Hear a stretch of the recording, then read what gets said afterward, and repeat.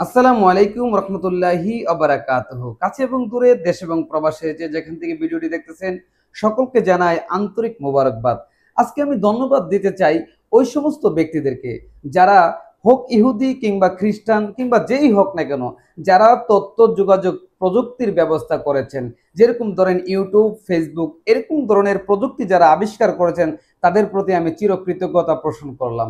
কেননা এই প্ল্যাটফর্মগুলো থাকার কারণে, এই প্রযুক্তিগুলো এখন থাকার কারণে আজকে আমরা সত্য মিথ্যা চিনতে অনেকটাই সহজ হয়েছে।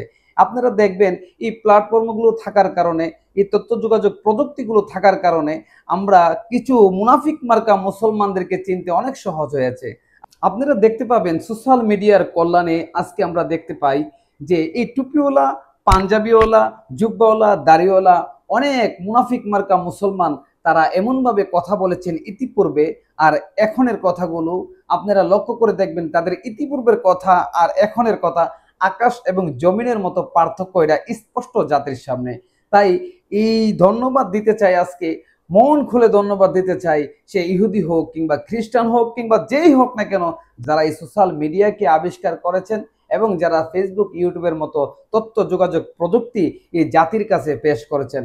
এইটা যদি না থাকতো তাহলে আমরা এই মুনাফিক মার্কা মুসলিমদেরকে চেনা বড়ই কষ্টদায়ক হয়ে যেত।